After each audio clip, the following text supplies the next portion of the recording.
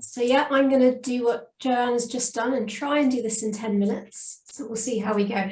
I've got my slides on one screen and all of you on the other. So if you wave a red card at me, I'll try and spot it as I go through. So I'm just going to talk a little bit about, following on from what Jo said, look at, given that we know the climate is changing, what impact that's having on the UK already, and then what we might expect in the future and what we can do about it. So that's just what I'm going to focus on. And just to introduce myself as well, I'm currently the Interim Director for Climate Change at the Wildlife Trusts, but I've worked for the last 20 years in a range of different roles on climate change in the UK government, and for the Climate Change Committee as well, which some of you may have heard of before, which is the government's independent advisor on climate change. So I've done a sort of few different roles really around climate.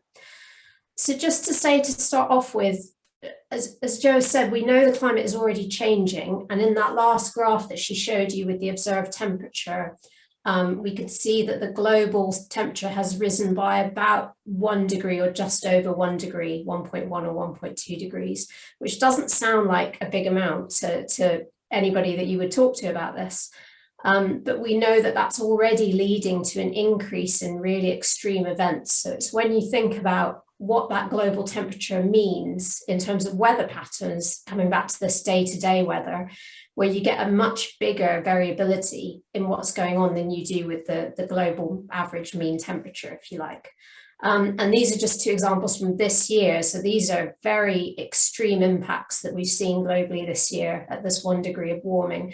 The map on the left is a kind of heat map, a satellite map of the northwestern US and parts of Canada back in June, when we saw, you might have seen in the news, we had what they called a heat dome, which was a very, very extremely hot period of weather that was kind of stuck over this huge region. I mean, the UK kind of fits into a tiny little box of this at the bottom. So this is a really big area. And if you look at the scale, temperatures were exceeding sort of 49, 50 degrees in places. And this is really, really unusual for this part of the world.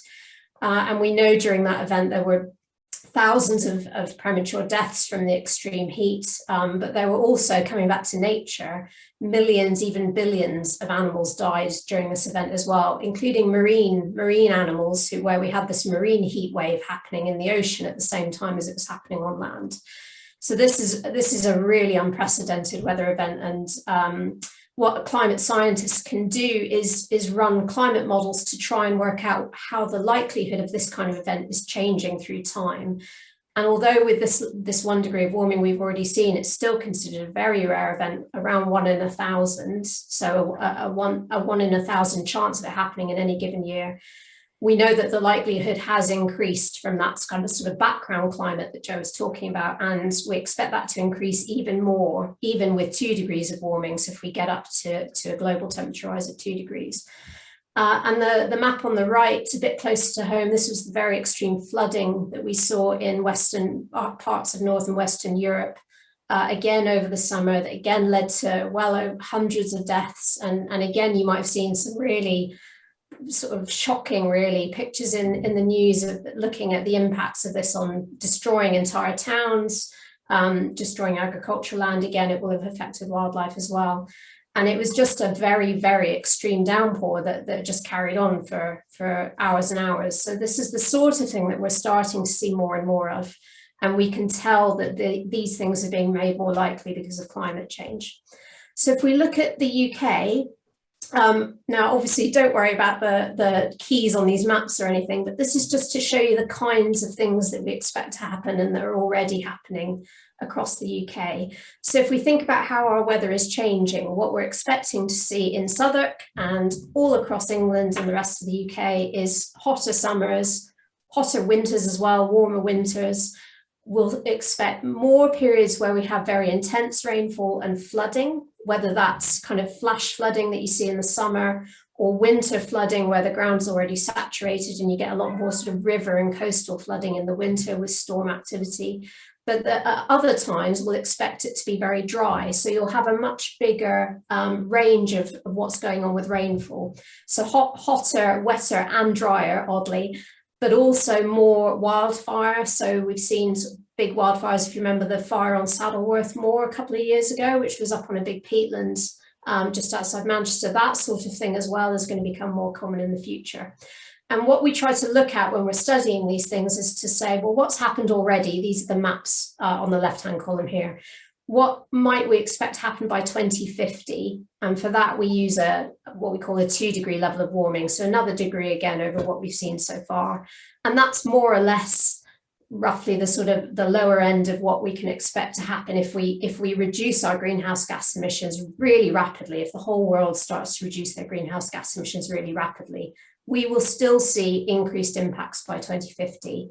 But if we don't do that really extreme emissions reduction, what we call climate change mitigation, we could end up in the maps on the right, which is a 4-degree level of warming by 2100. And that is not out of the bounds of possibility yet. And the point of these maps is just to show, you know, we have had changes, we will still get changes by 2050. It's going to get hotter, it's going to get more, we're going to see more flooding, we're going to see more drought, but we could end up in a really, really catastrophic position by the 2080s if we don't start to do something globally really significantly in the next sort of 5 years really on this, or even less than that.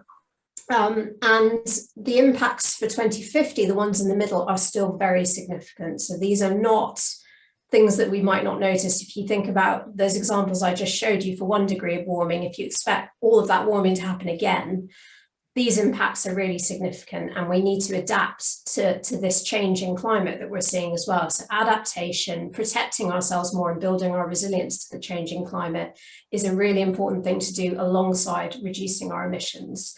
And just to say as well, you can have a look at all this text afterwards, obviously, as you have the slides, but just to note, these are all average projections. So if you get extremes around these kind of modeled outputs as well, they could be a lot higher than these numbers on the charts. And that's just important to note if you're looking at the numbers as well. So what do we do about this? Well, the government has to the government has a Climate Change Act, which was enacted back in 2008. And it requires the UK government to take a whole range of different approaches to addressing climate change. And one of the things it has to do is every 5 years, it has to publish a UK climate change risk assessment. And I was leading the work for the most recent one that the Climate Change Committee produced, which was kind of the risk assessment on behalf of government, pretty much. Again, in this slide, don't worry too much about the bars in the middle. They're just showing how the size of the risk changes over time as you go into the future. But if you just look at the left-hand side, there are 8 key things here, and these were highlighted as the most urgent climate risks for the government to act on. And I just wanted to put this up to show you the sort of the range of things that climate change is going to affect in the future. So the first 4 of these are all about the natural environment. So we know that climate change is already having an impact on species, where they're living, where they're moving to, how they're migrating, whether they've got enough food, whether the timing of seasonal events is happening at the right time, or whether it's getting all messed up. So we're expecting those sorts of impacts to become much more severe in the future. We're expecting soil health is really important for agriculture, obviously, and also for plant growth. So it's pretty fundamental to our entire ecosystem that we live on. And we know that soil health is going to be more at risk as well from both flooding and drought. And along with that, we call them natural carbon stores, but really this is trees in the UK, and very importantly, peatland as well. We should probably come back to peatlands in the discussion, but peatlands are a really critical carbon store in the UK. We have a huge amount of peatland. They're going to be much more at risk from hotter, dry temperatures as well, and so on. So crops, livestock, and commercial trees. Supply chains, I'll just come back to in a minute, because I've been asked just to flag that as a risk for Southwark in particular. But supply of food, supply of goods and vital services, whether it's things that make up our medication, whether it's components for computers, all of these things are coming from countries that are also, at risk from climate change in the same way the UK is. Risks to the power system, failure of the power system is a topical one this week, because there are whole communities up in the north of England that have been without power for 6 days, which is astonishing, really. But we expect those kinds of failures of the power system to become more frequent in the future as well. Overheating is a big one, particularly in London. So being at risk of very high temperatures in your homes because they're not able to keep cool in hot weather. and all of the climate change that's happening overseas that we import because we're importing goods and services, and obviously people overseas are suffering as well. So that's just a set of examples of the range of impacts that we're expecting to see. And I just wanted to sort of flag one in a bit more detail, which is about supply chain. So this is about where goods and services are coming into Southwark, and obviously you're using them, and whether it's food, and we've all seen fluctuations in food availability in shops over the last couple of years, whether it was because of originally last year the supply chain interruptions because of COVID. More recently, we've seen it because of the lorry driver shortage, and we're almost starting to get used to this feeling that we can't always actually go out and buy whatever we want because it might not be in stock. So we're expecting climate change to have that kind of impact as well. And this little bar chart on the left of this slide just shows some of the different types of supply chain good that you have in Southwark and the size of them. And actually this is the size of these has been estimated based on their emissions. So we'll probably come back to that later on as well, but just to give you a sense. So transport and storage, for example, is one of the really big supply chain risks for Southwark. And this is from a report that the council has done. But if you look at the bar chart on the right, which is from a different study, this is a survey where different business owners were being asked what the impacts of supply chain shocks has been to them. And you can see it, over half of them said they had noticed a loss of productivity, so a loss of income, increased costs of working, inability to maintain or deliver a service. So we're seeing all of these things becoming more and more common over time. And just to look at some of going back to these hazards, flooding, drought and heat for Southwark, I've just pulled out where I can a few estimates of the impacts by 2050. So this is in a fairly low scenario. So this isn't necessarily inevitable, but we're likely to see impacts increasing along these sorts of lines. So flood risk, parts of Southwark obviously butt up onto the Thames, which is very well protected at the moment, but surface water flooding is a really big issue. I'm sure some of you have had to experience surface water flooding and the impacts of that. So we're expecting flood risk to double by 2050.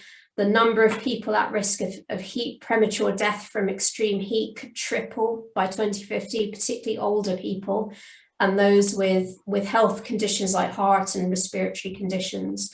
And we're expecting water availability to go down as well. This is something that Thames Water and other water companies know about and are looking at. But we could see really quite big gaps between the amount of water that is available